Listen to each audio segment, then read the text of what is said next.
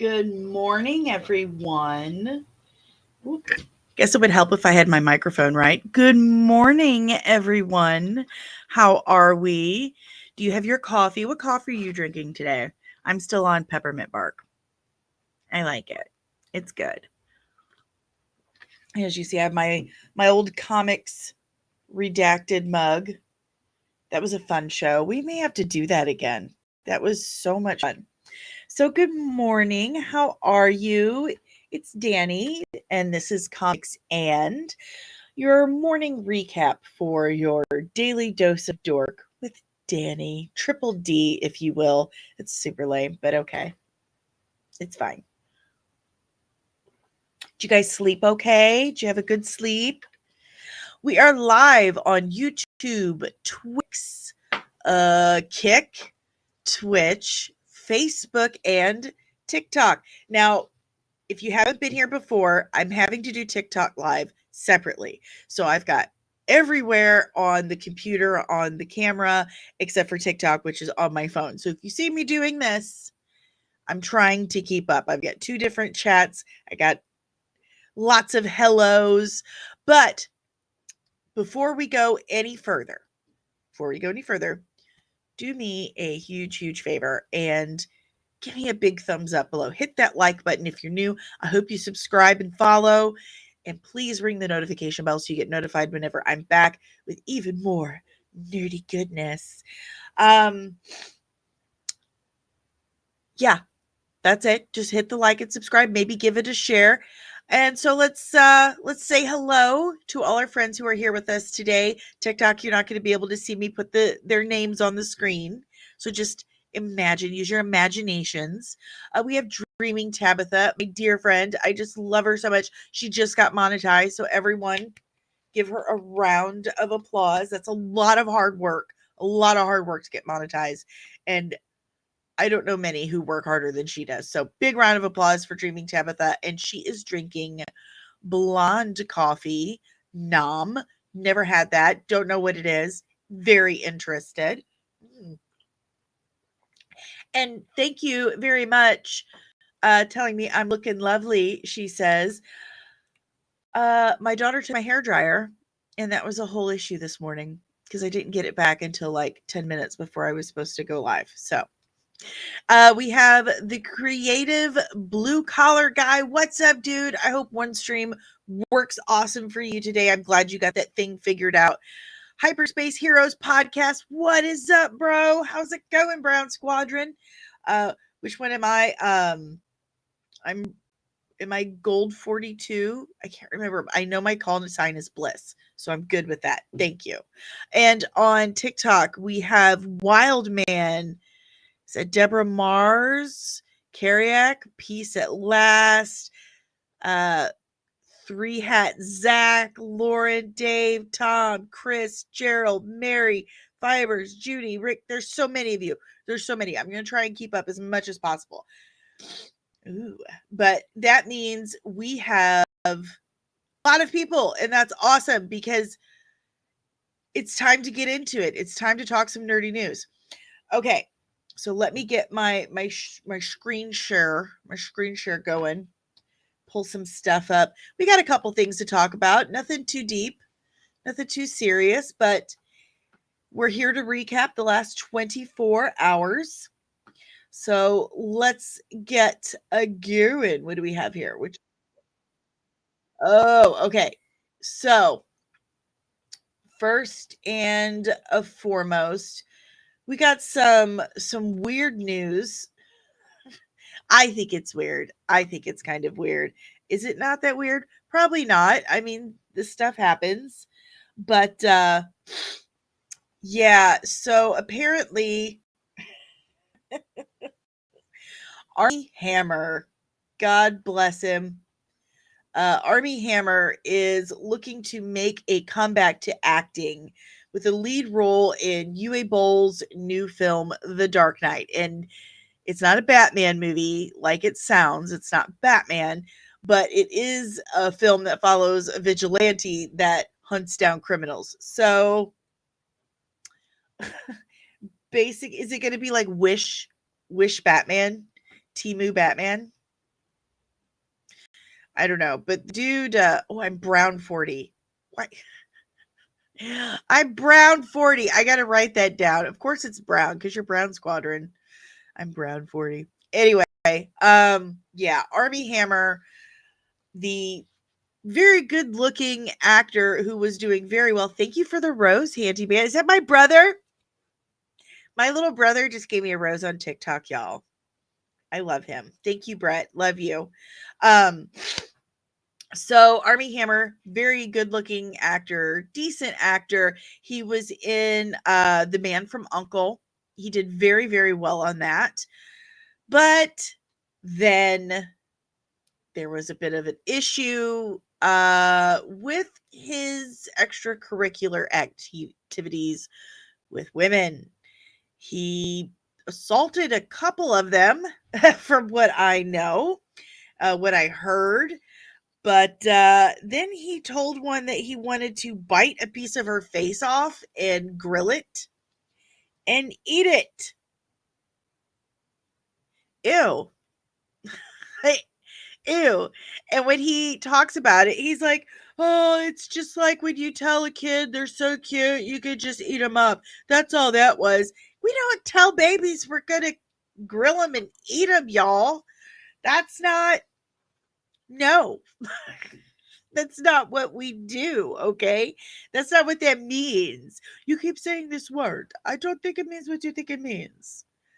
So here's the thing. Usually I'm all about everyone gets a second chance, okay? Everyone gets a second chance. But do we think Armie Hammer should get one? Because he dipped out too. Once those charges came out against him, those women, they did documentaries about it. Y'all, his family is a trip. His family is messed up. Anyway, he hightailed it to the Caymans where there's no extradition. He just like and became a timeshare agent. He was selling timeshares in the Cayman Islands. Oh, Armie Hammer. Loki Jarlson asks, is he going to hunt down the cabal of cannibals? Probably just to see what's for dinner. Am I right? Am I right? Am I right? Hey, Truth King 31. What's up, brother? Thank you so much for joining us. Yes, it did escalate quickly. It was quite the situation. His family is nuts. They're very, very wealthy, influential. They, or at least they have been in the past. But look at his name, Armie Hammer. His name is Armand Hammer, so it's Armand Hammer, which is the communist flag. And his family are well known communists. I mean, to each their own, but and he told someone he wanted to grill her face and eat her. Dreaming Tabitha says, well, Alec Baldwin shot and killed a woman and still has a career. I know. I'm kind of baffled by that because had that situation with Alec Baldwin, now for those of you who do not know, on set for the film Rust, Alec Baldwin was messing with a prop gun, practicing whatever he was doing, pointed it at the armorer, pointed it at a woman. The armorer pulls the trigger and it kills her. There was an actual bullet in it. Now, Gen X remembers when this happened to poor Brandon Lee on set The Crow, 1993. It's extremely tragic. But he kills this woman. If that had happened to any of us, average Joe, we would be in prison for the rest of our lives. We would be in prison. No question about it.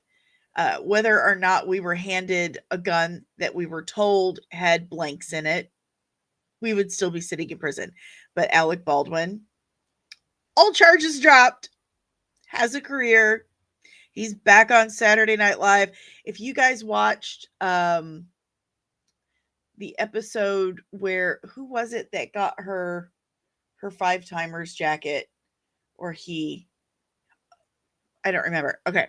So a couple weeks ago, Saturday Night Live, they had a big, I think it was the Christmas one where they did the big Five Timers episode.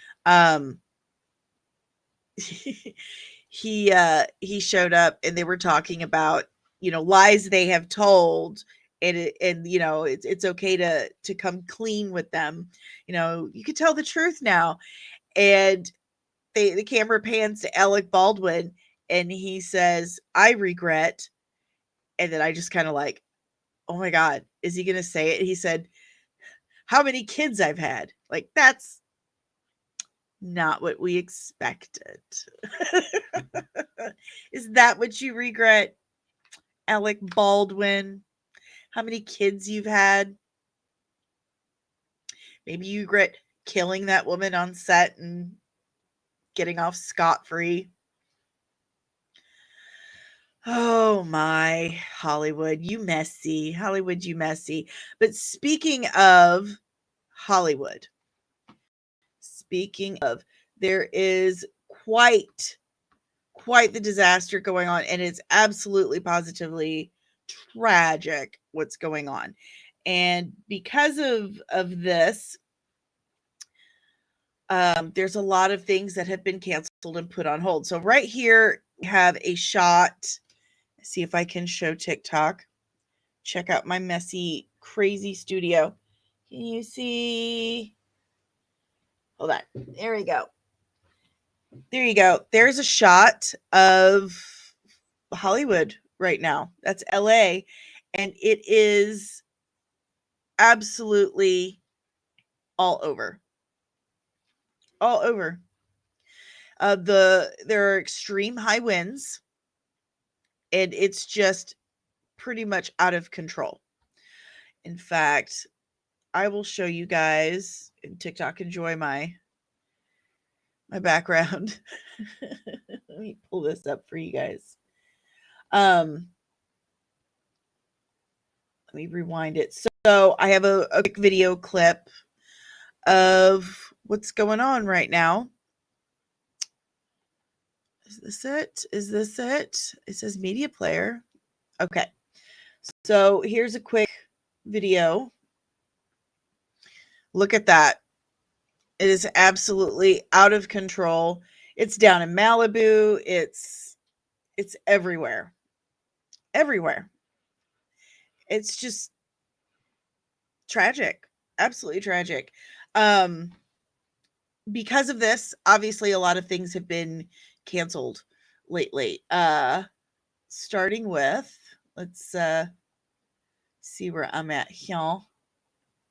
Here we go. Already. I got it. I have to keep doing this because I can't see past my phone. All right. So they have halted production on Fallout. They can't film anything right now. I mean, it makes sense. Everything's on flipping fire. Everything. There are people trapped in their houses. There are extreme high winds. Like, if the fire and the smoke inhalation doesn't get you, then you've got high winds whipping around debris and flames and embers all over. A friend of mine is concerned about his house because he's out of town and he's worried that trees and stuff are going to get blown into his windows. I don't blame him. I mean, it's out of control. They canceled the Wolfman Hollywood premiere. They canceled the Unstoppable LA premiere. What else? The Pit also canceled that premiere. The SAG Awards in-person nominations announcement has been canceled. The Better Man LA premiere is among the cancellations. That's what that headline says, because I can't think for myself. It's crazy.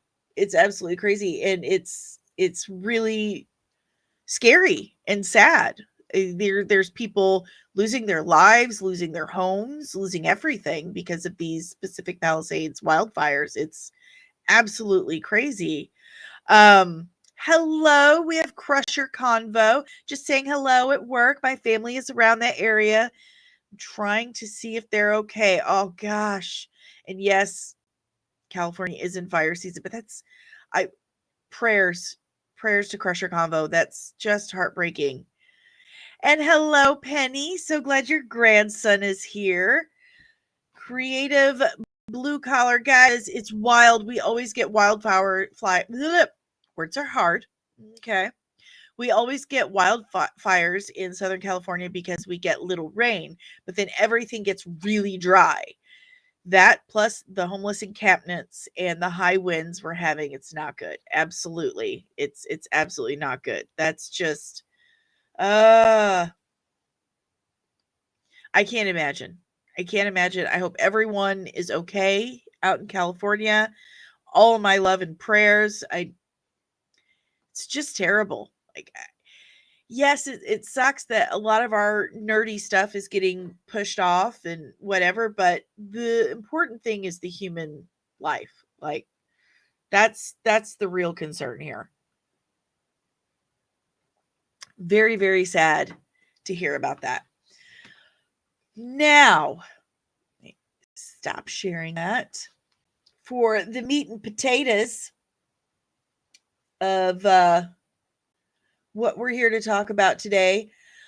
And honestly, I mean, I get it, but I don't get it at the same time. I mean, I don't. It's just bummer. Absolute bummer. Is this where I'm at? Yes, this is where I'm at. Okay. So, Skeleton Crew. Skeleton Crew. Listen, let me preface all of this by saying I love this show. I absolutely love it. Real quick, TikTok. We have Worried Mama, Connie, Princess, TJ, my brother Handyman is back, Tony, Hollywood. Hollywood joined. Are you okay, Hollywood? Pascal, Gray, Maria. Hello, everyone. There's so many of you. I'm trying so hard to keep up. Denise, Shanna. Hello, everyone. Okay, Terry Metalis was just evacuated. Yes, protect him at all costs. He's one of the few actual legit creative minds left in Hollywood. Protect Terry Metalis at all costs. Protect him. He's wonderful. He talks to me sometimes, and I need that in my life. I feel validated when that happens. Yay. Okay. So I love Skeleton Crew. Neil is my son, this little precious BB right here. He is my son. I adopted him. Star Wars said I could, so that is a fact. It is. Um, the show was great. I know that some people don't like it. That's fine. I mean, to each their own. But I think it's kind of a generational thing, to be perfectly honest. This show feels like the movies and TV shows that were out when I was a kid, like sci-fi stuff. My brother, handyman down there, will I know completely agree with me. This show, it feels like how I felt as a young kid in the 80s, falling in love with Star Wars, watching Ewok adventures. It's got that texture, that texture, that feeling, that vibe, whatever you want to call it. The music, the production quality, the puppets. We've got puppets again, more practicals in this one, lots of crazy looking aliens. The dynamic between the friend group of the children, the dynamic with their parents, the trope of a bunch of kids who don't exactly get along at first, but with an oopsie daisy, end up on this epic adventure. They learn life lessons along the way, and they become closer, become like family. It's it's very much, I'd say, an 80s sci-fi kid film, very Amblin Entertainment, lots of Goonies feel to it, Wizard of Oz even. Um, the Flight of the Navigator, E.T. It's got all of those feels. And Jude Law is killing it. He's absolutely killing it in this role. He's like Han Solo if Han Solo had force abilities. And that's what I love about it. He even says something in episode 7 like it was a very Han Solo thing to say, like, "Oh, the crew loves me better than you. The crew loves me. They love me." And Brutus is like, "No, they love plunder." And he's like, "No, they love me." That felt very Han Solo to me. And hello, Nicole, hashtag Midi Wrench Girl. Welcome. And yes, love Skeleton Crew. Last episode was actually, it was really, really good. Lots of action. The visual effects were chef's kiss. Absolutely wonderful. The story, it got a little darker, and we got to see this real villain side of Jod. Did you guys notice, spoiler warning, okay, if you haven't seen the episode yet, did you notice that when Jod used the lightsaber, he was kind of clunky with it? You know, it wasn't as smooth as, say, an actual Jedi, someone who's had training with it. It wasn't smooth like that. It was just kind of like a clunk. So he wasn't a Jedi. He may be the child of a Jedi. Possible. Look, I'm just saying, what if he's quirky? What if he's quirky Kreese? What if he's the child of Satine and Obi-Wan? How cool would that be? Because honestly, in my opinion, Rey Palpatine should have been Obi-Wan Kenobi's daughter or granddaughter. That's my opinion. That's what it should have been. It would have been so much better. Do you think my 4-year-old grandson could watch Skeleton Crew? Absolutely. Absolutely. Twice a day. He should be watching it right now, honey. It's so good. It's great for the whole family. It really, really is. So get that baby watching some Skeleton Crew.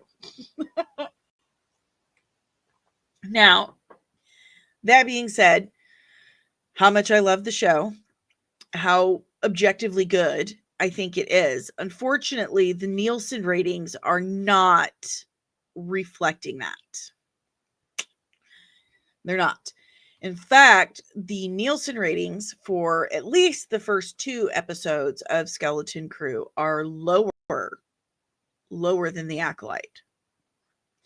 And that's true. If you look at this list here, Skeleton Crew didn't even make the list. Didn't make the list. It says Nielsen released its ratings for the week of December 2nd through the 8th, covering the premiere of the first 2 episodes of Skeleton Crew on December 2nd. However, the show failed to make the list. The bottom spot on Nielsen's streaming originals list belongs to The Great British Baking Show, with 382 million minutes viewed. Since Skeleton Crew didn't make the list, its total viewership was below 382 million minutes, meaning the average per episode viewed was under 191 million minutes. The Acolyte also premiered its first 2 episodes in one night and made the Nielsen ratings with 488 million minutes viewed, averaging 244 million per episode. Pardon me. Pardon me. I couldn't see the mute button. So you guys got to hear me cough.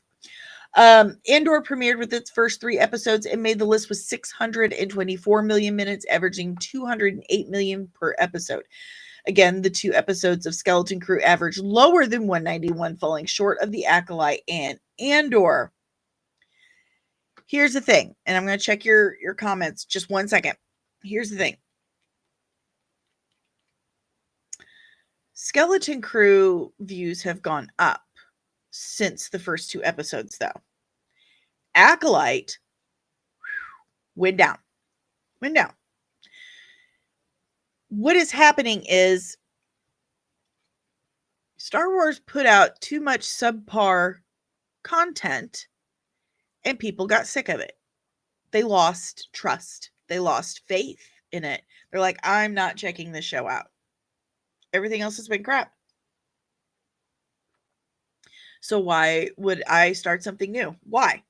And then as time goes on, the people that do watch the show and enjoy it, and they start telling people, like, well, if so and so says it's good, I might as well check it out. That whole word of mouth thing.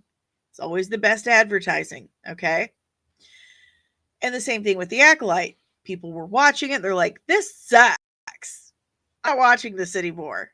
Okay. And so people stopped watching and no new people tuned in. The opposite is happening for Skeleton Crew, which is a good thing. It's good that word of mouth is working. That means it is objectively a good show. So let's tune in with our comments because I see you guys are going a little crazy.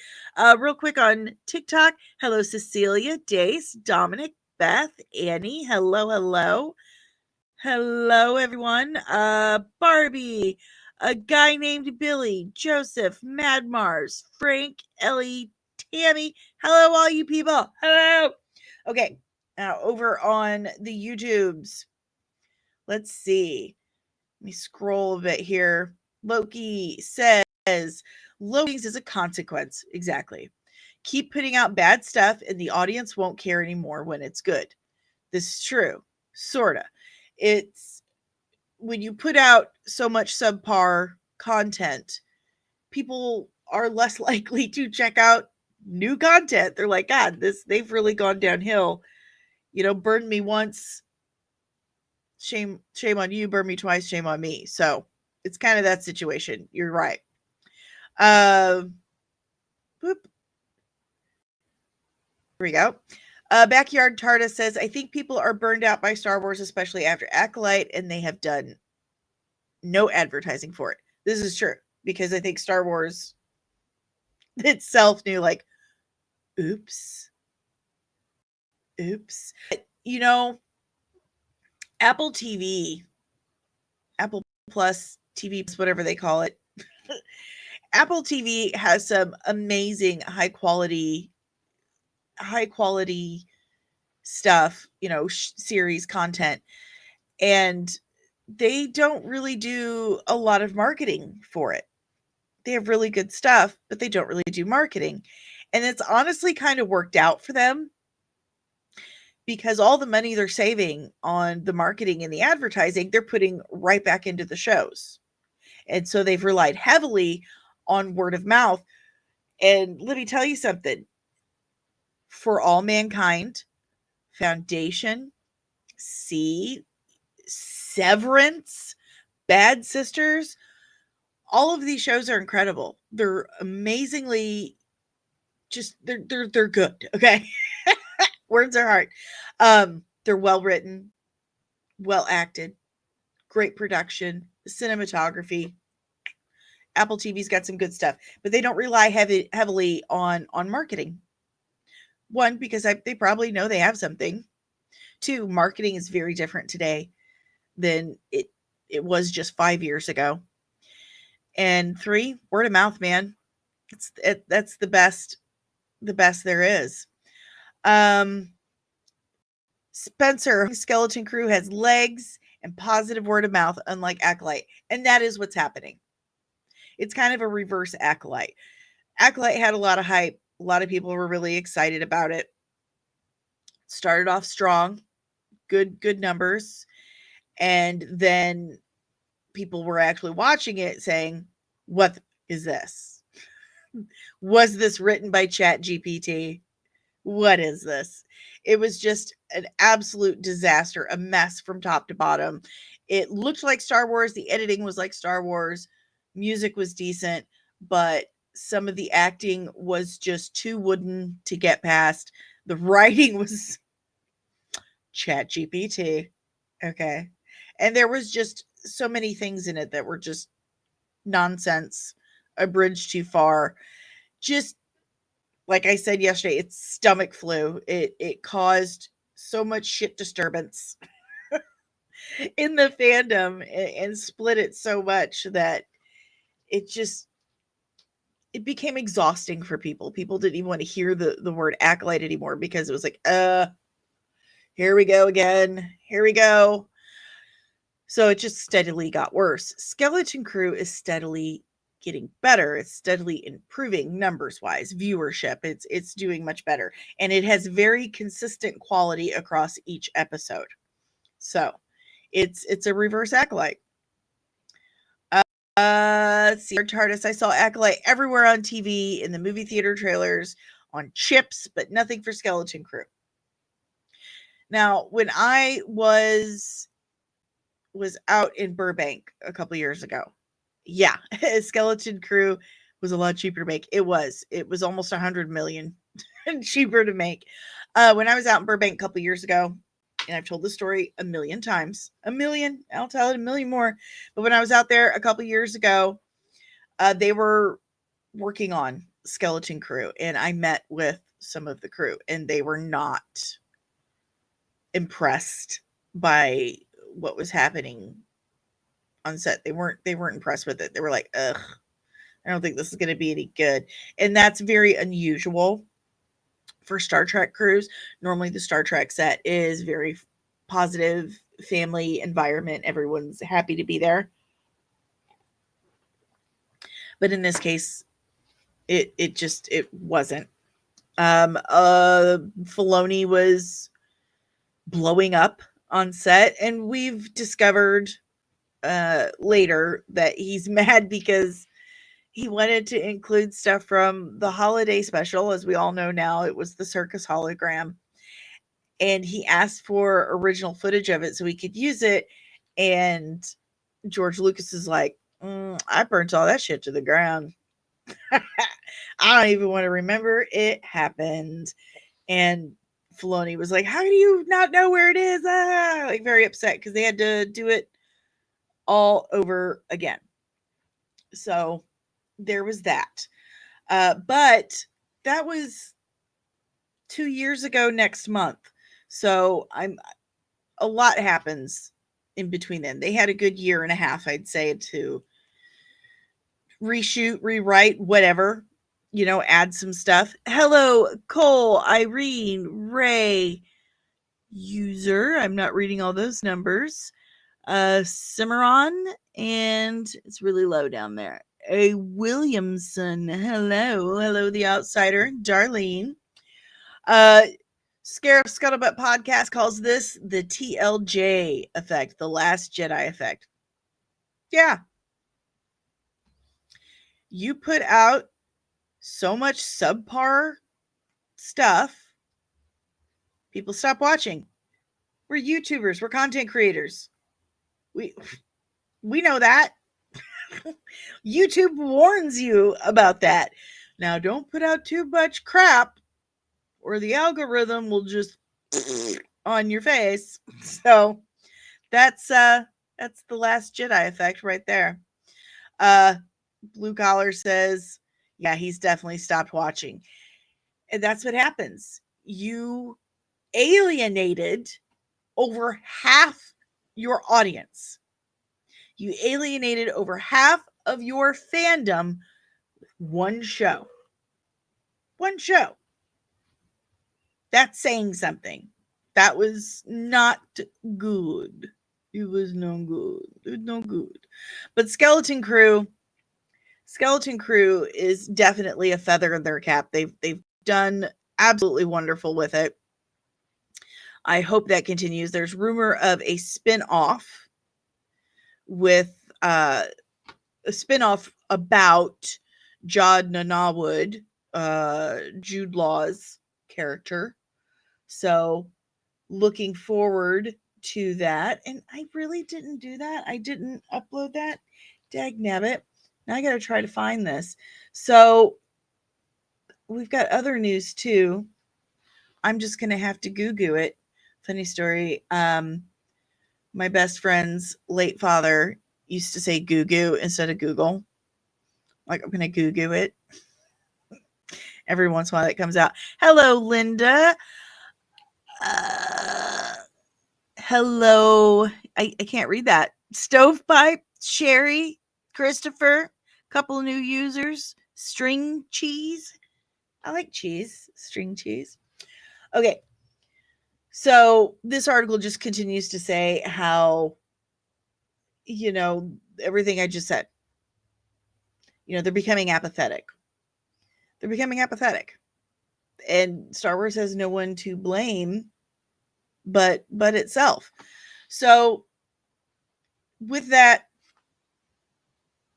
information, we go on to this news right here that Skeleton Crew hits a fantastic milestone, becoming the #1 on Disney Plus worldwide. And this came out this week. According to third-party analytics, so not Nielsen, or Nielsen is third party, but this is analytics that are not from this information did not come from Nielsen. That is what I'm trying to say. Holy crap, Danielle, spit it out. Maybe I need another drink of coffee. Yeah.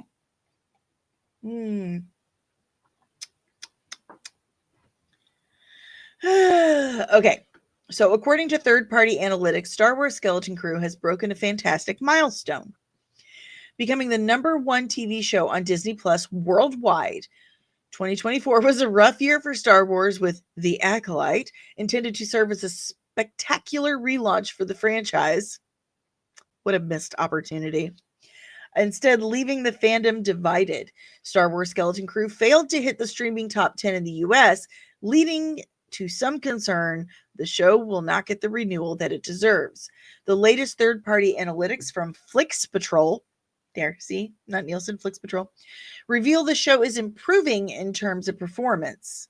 Skeleton Crew is ranked the #1 Disney Plus TV show or movie worldwide for January 2nd, and the viewership trend is exciting because it ranks higher than movies like Deadpool and Wolverine. Even more pleasing, though, is the viewership trend over the last week as seen in Flix Patrol's metrics. So you can see each week, it just keeps going up. And that is because of word of mouth. It's worth noting that Skeleton Crew had massive competition from the other streamers over this period. Flix Patrol indicates the show ranked number 15, and that is below Cross, Virgin River, The Instigators Blitz, Dune Prophecy, deserved, that show is great, Black Doves, Lord of the Rings, Rings of Power. I call bullshit on that one. Yeah, I call Bantha Poodoo on that one. Cruel Intentions, La Palma, Wolf's Secret Level, Squid Game, Fly Me to the Moon, and Beast Games. What does Skeleton Crew's viewership mean? After episode 6's release, Skeleton Crew's viewership was higher than, for example, Deadpool and Wolverine on Disney+. Disney gambled by releasing Skeleton Crew over the holiday period, with an episode even dropping on Christmas Eve. But it looks as though that the decision may have paid off.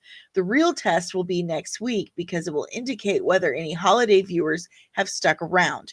Meanwhile, it will be fascinating to see how the show performs this weekend. So it's actually a genius idea to release it during the holidays. Why? Because all the kids are home. And people took off for the holidays. Christmas, Hanukkah, it was all kind of around the same time. Well, it's always around the same time. Hello. But Hanukkah fell on Christmas this year. So everyone was home. Everyone was home. And they're looking for stuff to watch. So, hey, Disney Plus got a new show. Let's check it out. And it is aimed quite a bit at kids. It's very family friendly. So that was a very smart move on Disney's part to release it around the holidays. What are the chances for a season 2? This article says ultimately decisions will be made in terms of profitability. Skeleton Crew commanded a significant budget, estimated to have cost $136 million. That's commonly being compared to the likes of Mando season 1, which had a budget of $120 million back in 2018. But those calculations are typically failing to factor in inflation, which changes costs of the various Star Wars Disney Plus shows significantly. And let's face it, inflation over the last 4 years has been epic. We've all been on the struggle bus for the last 4 years. And I won't say why, but we all know who is to blame for that. So, yeah, the inflation went up quite a bit in the last 4 years. So basically it's getting better. The viewership's getting better. Next week is the finale, and that's really going to really tell us what's going to happen next. I really hope it does get us a second season. I do, but I hope they are consistent with the quality. I hope it doesn't drop off next season because that would be miserable. Let's see. Ubaldo. Hello, Ubaldo. Can't wait for the major twist in Skeleton Crew. I wonder what it's going to be. I really do. I really thought that the captain of the original captain of the Onyx Cinder was going to end up being the supervisor or a past supervisor. But I don't know about that now. I don't know. We'll just have to watch next week and find out. Let's see. Bonuses. The writers struck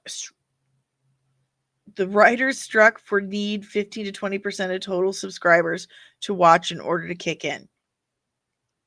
The writers struck for need.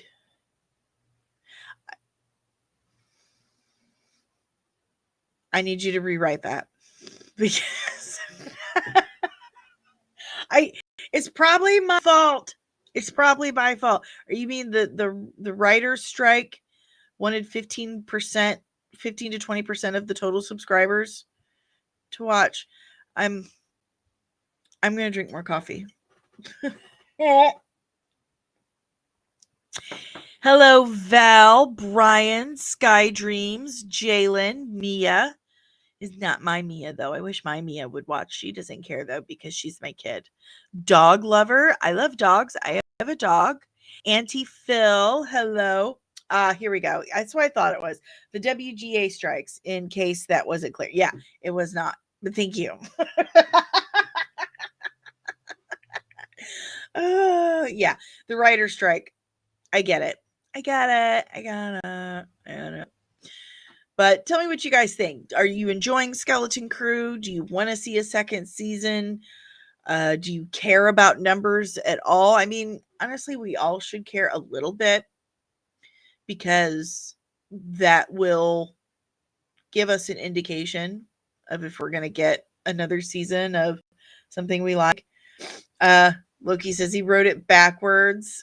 Yeah, I wrote it backwards. My bad. They need 20% of total subscribers to watch the shows. Got it. Yes. Agree. Yeah. Okay. And so hopefully over the next couple of weeks, because there's a lot of people who don't like to watch a series until all the episodes are available so they can binge it in one sitting. So over the next couple of weeks, we're going to probably see an increase in the streaming numbers, especially since it's been reviewed so well. There's only a couple reviewers that I trust their integrity that have said they didn't care for it, but they weren't nasty about it. They just said, I could see why people like the show. It's just not my bag, baby. And again, I think that was a generational thing. They're a little bit younger than me. A little younger than me, so they probably, don't get that 80s aesthetic we had when we were kids. Our movies were friggin' great. Okay? They were great. They have their own very specific texture. They just do. And anything that takes you back to, happy times in your childhood is going to be, that thing, the nostalgia thing. It's anything that takes you back to happy times in your childhood is gonna get your attention, and you're you know what? You're just gonna like it. So like it, okay? You like whatever you want. I don't care. I don't care. Now let me find this other article because there was something else I want to talk about. There's a couple things actually. Let me pull this up. I knew I was forgetting something when I was getting ready, and a lot of it has to do with my daughter borrowed my hair dryer, God knows how long ago, and didn't give it back to me until like 5 minutes before I needed to go live. So there's that. Let's see. So Supergirl is due to start production next week on the 13th. Here we go. I'm pulling up the production list now. And of course, I can't see anything. I'm not paying for a production list account. That's like an insane amount of money for that. But yeah, Supergirl starts filming next week, which means Jason Momoa will probably start filming next week. Comments. Creative blue collar guy. It's probably one of the main reasons Stranger Things was an instant hit. Yes, that nostalgia. Now, Stranger Things has a lot of the aesthetic, that 80s aesthetic. It's more on the Stephen King end, I would say. It reminds me, it's a little older than Skeleton Crew in those terms. It's very Stephen King scary movie vibe. But yes, agree. That's why it was an absolute instant hit. Even the credits, the intro is like very 80s horror movie. Backyard TARDIS says 80s had better child actors. Yeah, but God, they were like beaten into it though. Those poor kids did not have it good in the 80s and early 90s and even late 90s. Child actors have not been historically treated like they should be. So I'm glad that hopefully that is changing. Well, they've at least been shining a light on it. And that's why I said it's something very controversial a while back about Skeleton Crew. They were saying, how much Jude Law got paid per episode compared to the kids. Now the kids are in the show a far cry more than Jude Law. They are basically they're the main plot, the main cast and everything. And someone made some comment about, oh, Jude Law is sacrificing so much to do this show. I'm like, are you kidding me? Like, what do you think those kids are sacrificing? Here's the controversial thing I said. I just think child actors should get paid more. I do, because look at what they're sacrificing. They're sacrificing their childhoods. And in many, many, many, too many cases, I mean, one is too many cases, but in all these cases, these kids are being abused and mistreated, and they're working long hours. Now, I don't think that's the case on Skeleton Crew, and Lord Jesus, I hope and pray not. But child actors sacrifice more than adult actors for the roles that they play to be in this job. And somehow my pants are like stuck on my leg. I think I just ripped them. Yay, prosthetic problems. So child actors sacrifice far more than their adult counterparts. So I'm sorry, I just think they should get paid more because they're losing more. And someone was like, now Jude Law is sacrificing higher paying jobs, like millions of dollars. I'm like, what is that compared to your fucking childhood? Like, do you just not have a soul at all? A childhood, a stable foundation for life is priceless. Absolutely priceless. Nothing compared to losing out on millions of dollars. Are you insane? Why would you say something like that? Way to show your soullessness. Good Lord. Hey, Omari, how's it going? Omari says, has it ever gone well for child actors? Just ask Judy Garland when she was only in her teens during Wizard of Oz. Yeah. They were putting that girl on virtual puberty blockers and meth. Lots and lots of meth and black coffee. Like, Judy Garland had a horrific life. Shirley Temple. It's just awful. Like, it's almost like kids shouldn't be in movies. But then again, I mean, how would you have any movies without any kids at all? That would be very difficult. Point is, a lot needed to change. A lot still needs to change. Pay these kids more. Pay them. You're buying their childhood. That's what you're doing. So how much is that worth? I know how much it was worth to me and my kids. I would give up everything just to relive my kids' childhood. So that's all I'm saying about that. Backyard Tarta says these are doing great. They are pulling in a Goonies performance, and I think everyone thought it would be a Spy Kids performance. I completely agree. These kids are doing amazing, especially what's his last? It's Robert Thomas, the kid who plays Neil. He's doing amazing. I saw him in Dear Santa, and he was wonderful in that. Pardon me. He was absolutely wonderful in that. Very, very awkward. He played a very awkward role. Robert Timothy Smith, that's his name.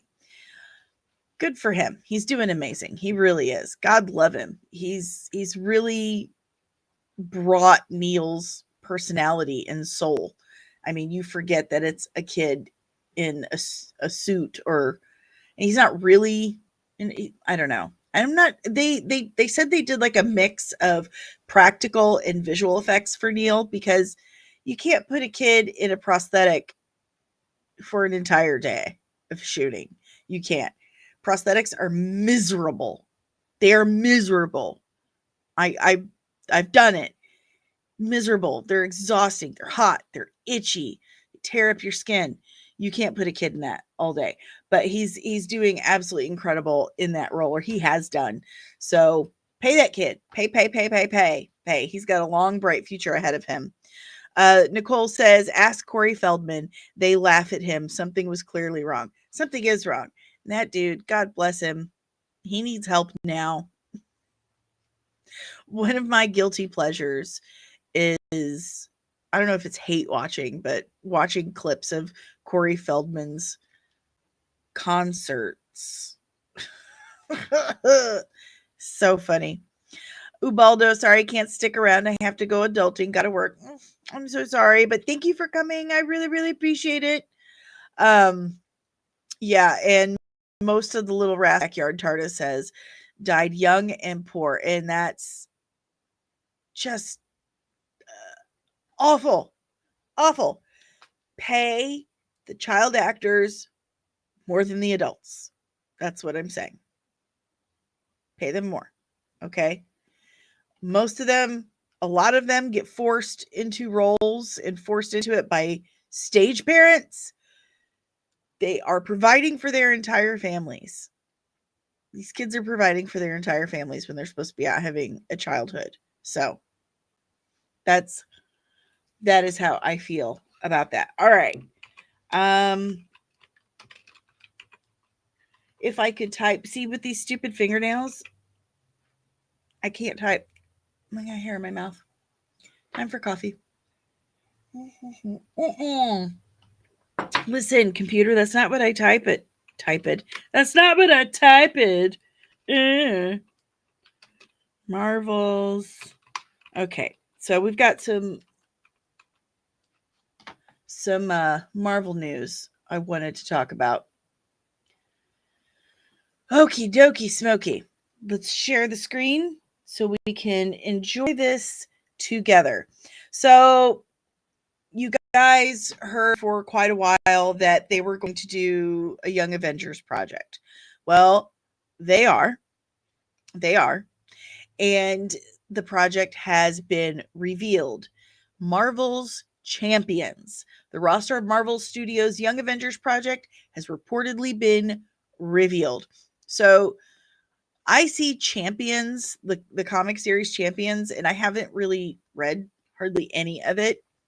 It's kind of like Marvel's version of the Teen Titans. We all know about Teen Titan. Teen Titan.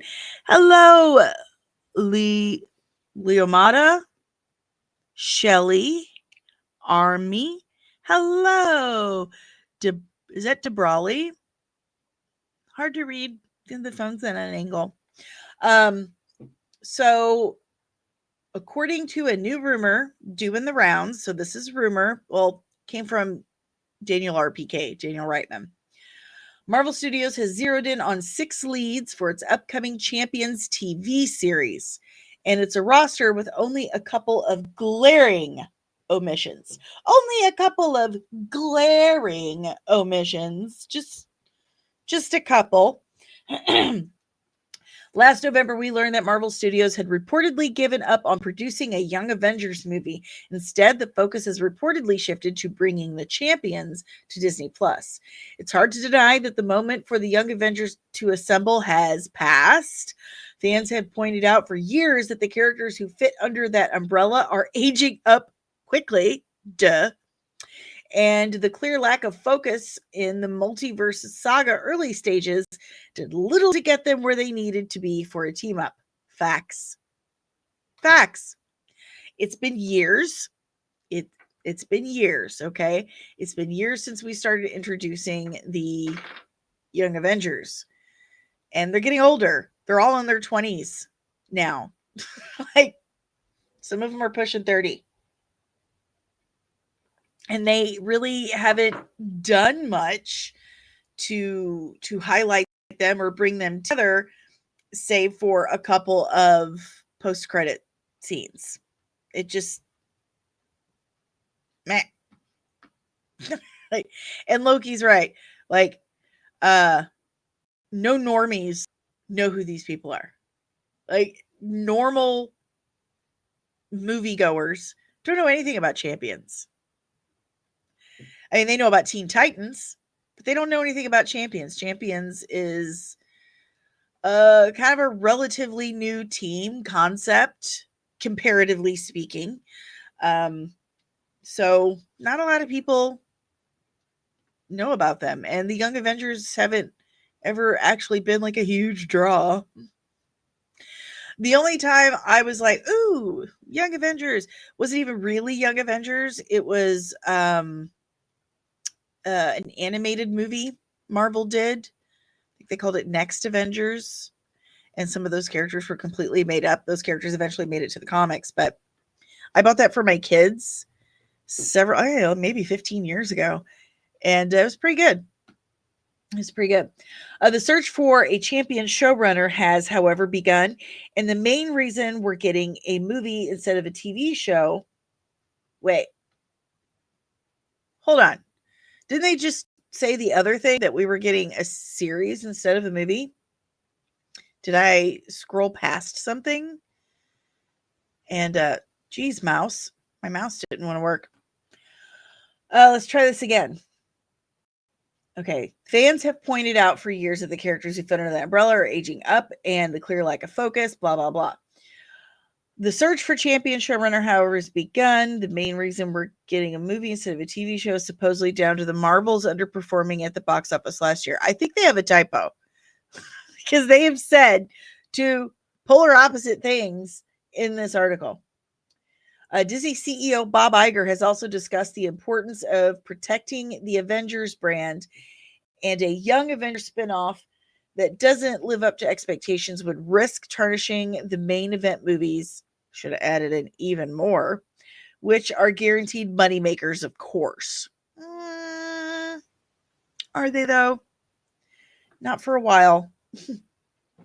Today we have news on the Champions roster. It's said that the team will feature Wiccan, played by Joe Locke, Miss Marvel, played by Iman Vellani, she is. I love Iman Vellani. I will tolerate no negative talk about Iman Vellani. She is one of us. She is a super comic nerd, and she's always giving Kevin Feige shit over it. In fact, she just she went to Letterboxd and she reviewed Deadpool Wolverine as like the best in the last few years. And what was the last one that she was like, no, this sucks? It might have been Ant-Man and Lost Quantumania, but she was honest about her Marvel movie reviews, and God bless her for that. Okay, so Iman Vellani, Hawkeye by Haley Steinfeld, America Chavez by Xochitl Gomez, Cassie Lang by Catherine Newton, and Ironheart, played by Dominique Thorne, in the lead roles. We haven't even had the Ironheart series come out. There's zero hype for the Ironheart series. Zero. I forget about it all the time. Like all the time. They have done no justice to that series. We don't even know when it's coming out right now. Do we even know? Do we even know when Ironheart is coming out? Let's see. Because I don't remember. I don't remember at all. That's bad. Okay, it's supposed to come out June 24th. June 24th. Loki says, I kind of liked the Marvels, crummy as it was. It wasn't the worst, but there were a few things, like you can tell a lot of things were edited out. A lot of things were cut out because some things didn't quite gel as well. We felt like we were missing information. Some things felt like, oh, wow, okay, so that's really quick. And the musical sequence felt really out of left field for me. Like that felt kind of shoehorned in.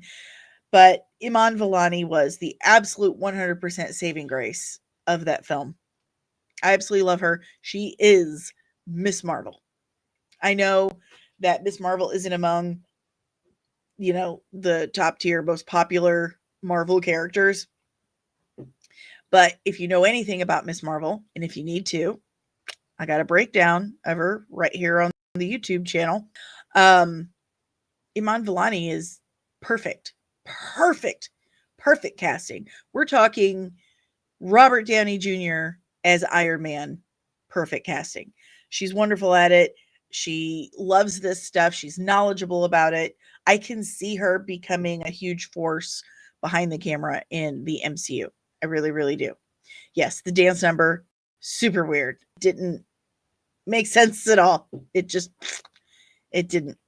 But Ironheart is due to come out June 24th. Like I said, zero hype. They've done so many reshoots for that series.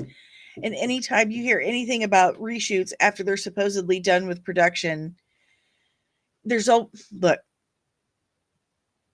some sort of, usually there's some sort of reshoot. But this one had a lot. Like practically the entire series was filmed 2.5 times. So that's concerning. It's very concerning. There's zero Riri Williams was not a draw in the comic books. Hardly anyone liked the Ironheart comics. That's not me throwing shade. That's me telling you a fact that it was not a popular comic whatsoever. They did not do that girl justice. The writing was corny and kind of lazy. And yes, truth, Captain Marvel is still played by Brie Larson for now, as far as we know.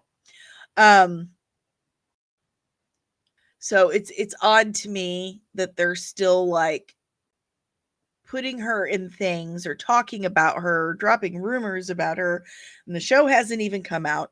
They didn't like her in the comics. There's zero hype for this upcoming show. You had to shoot it, the entire series, multiple times because it tested so bad.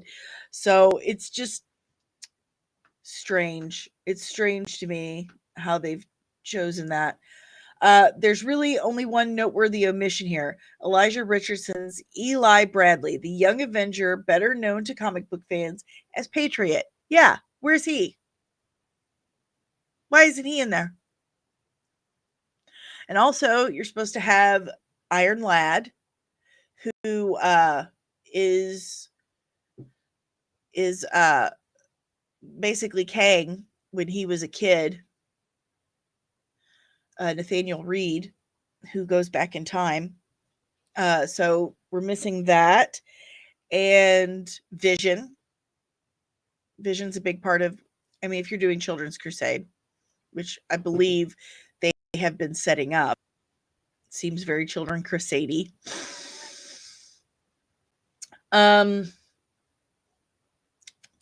He was, so Eli Bradley, Patriot, was introduced in The Falcon and Winter Soldier, but the latest report doesn't necessarily close the door on characters like him, Amadeus Cho, there's another one, or Speed. So Speed was part of it.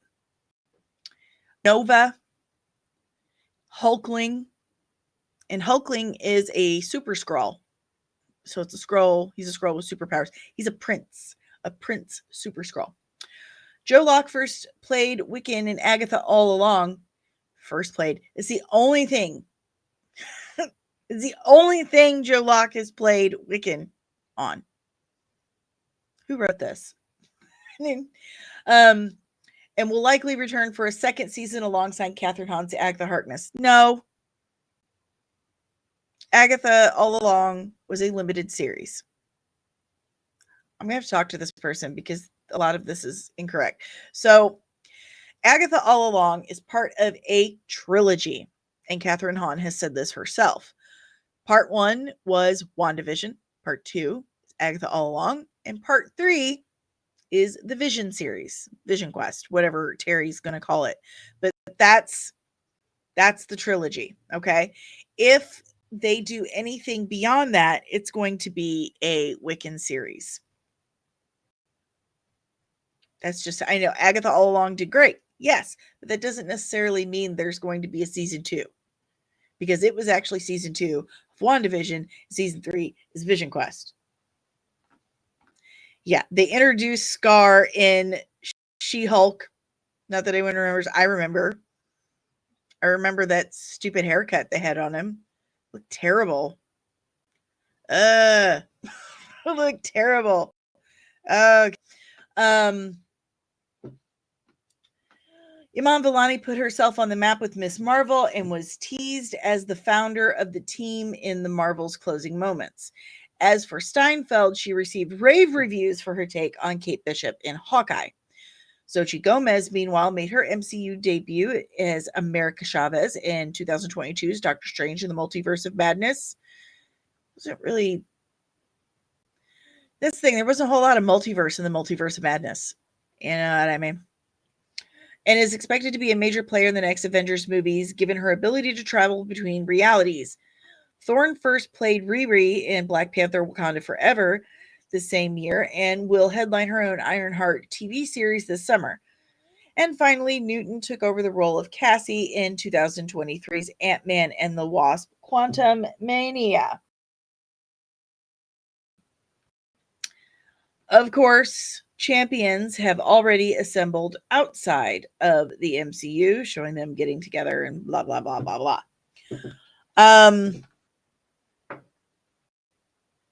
Yeah, Joe Locke was awesome in that. I love Joe Locke as Wiccan. I really, really, really do. And yes, if you're popping in, please hit the like button. Hit the like button. Hit the like button. We do need Hulkling. We need a legit Hulkling. And I don't want him to be Mark Ruffalo's kid. I want real Hulkling.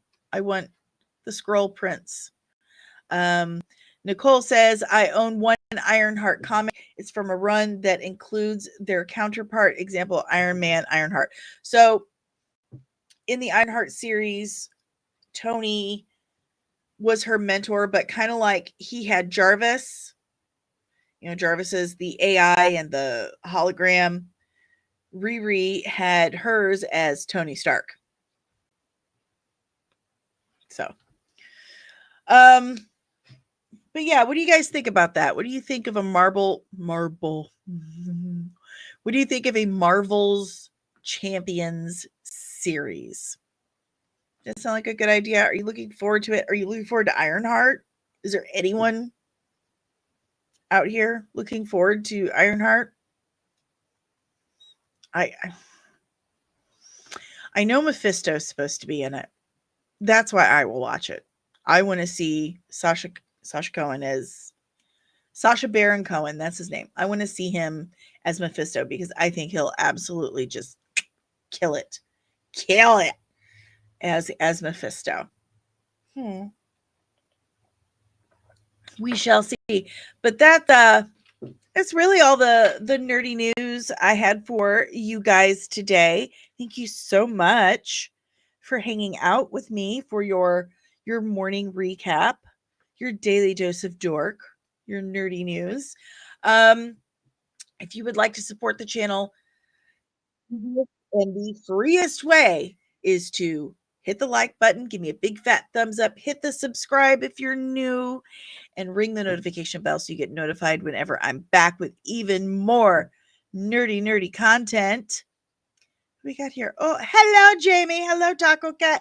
You're coming in right at the end, but thank you so much for popping by.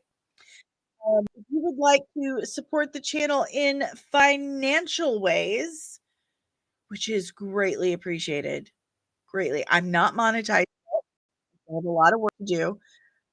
So any kind of financial support is always supremely appreciated by the channel.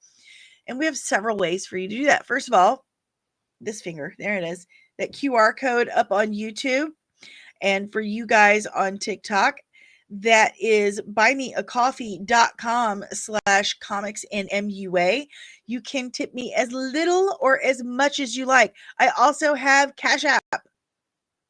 And I pressed that so many times. I have Cash App. It's dollar sign meh. It's the dollar sign DanielleSoncasie. So DanielleSoncasie. And again, you can send stuff through there. We also have a Patreon. That's right. I have 3 different tiers starting as little as $3 a month.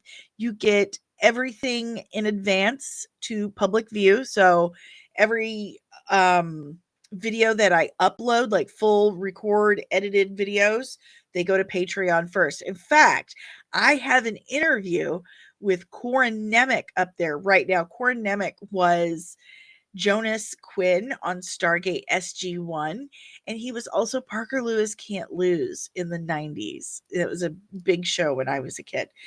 So I got to this amazing opportunity. He is like super naturally patient and gracious.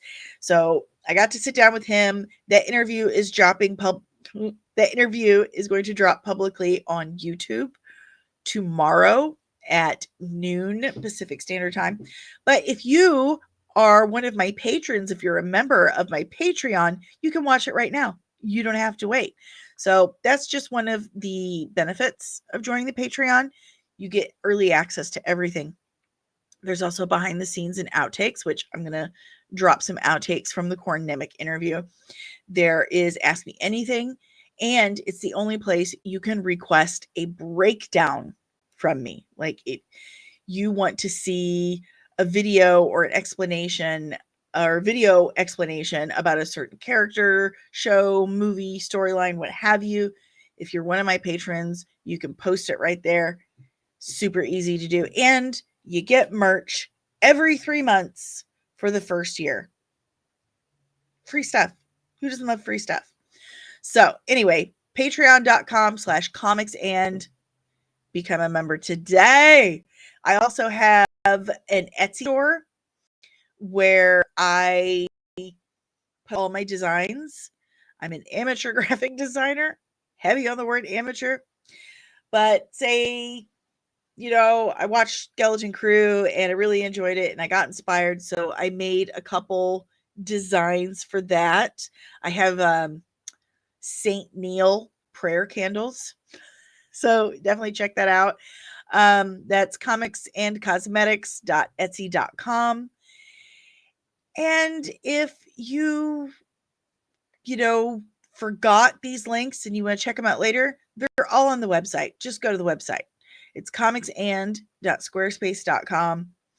My portfolio is there, so you can see all the special effects looks I've done in the past. News. This streams directly to the website as well. So any updates to the channel, it's right there. All my written reviews for movies and TV shows are there. I need to get back into that. It's very difficult when you don't have a whole lot of time. I'm just saying. So definitely check that out. I am sponsored by Apotheosis Comics and Lounge in South City, St. Louis, Missouri. If you're in or around the St. Louis area, it is a comic book bar. So you can go get some comics, hang out with some people who like comics, and have a drink. It's so cool. But if you're not in or around the St. Louis area, don't worry. I've got you. Okay. They have a website, shopapotheosis.com/comics, and you can buy comic books, apparel, collectibles, games. It's all right there. And guess what? You can get comic book subscription boxes from them. Comic book what? Comic book subscription boxes. Okay. So if you're new to comics or you just can't decide what to pick, you can also tell them, hey, I want a comic book subscription box and I want you to pick out the best titles for me. And if you just talk to them for a second, they'll get to know you a little bit about your personality, your likes or dislikes, and they will tailor a collection of comics just for you. I get the mega box. The mega box is huge. It is mega. Okay. You got like a stack of comics like this. And they also threw in some great buttons, some enamel pins, a bunch of stickers. Love the guys over at Apotheosis Comics and Lounge. So if you use my code COMICSAND at checkout, you will get 10% off anything you purchase, anything and everything. So go to shopapotheosis.com/comicsand and use code COMICSAND at checkout to get 10% off. And you should be doing that like right now. I'm just saying. I also am supported by Zenny Optical. If you go to the website, look at the description on the YouTube video, you will see the link for 10% off at Zenny Optical, which is of course where I get all my eyewear, and I am quite pleased with them. I'm also a member of the illustrious Red 5 Network. We look good in red. We just do. But the Red 5 Network is a collection of so many amazing content creators and podcasters. If it's nerdy, we have a podcast for it. We just do. So definitely check out red5.bio.link. If you are unable to find a podcast or a content creator that sparks your interests, then you should probably get some interests because we have everything for everyone. Something for anyone. Something for everyone at red5.bio.link. Told you guys, words are hard. It's hard to spit things out sometimes. But until then, nerds, I've been Danny. Oh, wait, question. Yes, my glasses are blue light protective. They're blue light protective. I have a little laser pointer that's blue that I can demonstrate it, but I can't find it. But they are anti-glare and blue light protective. So when I'm on the computer, it filters that for me so I don't get horrifying headaches. If I forget to put them on, trust me, I remember because I get a migraine almost instantly. So Zenny Optical, thank you so much. But until then, ladies and germs, I've been Danny. Again, you've been amazing, all of you. And I will see you in the next one.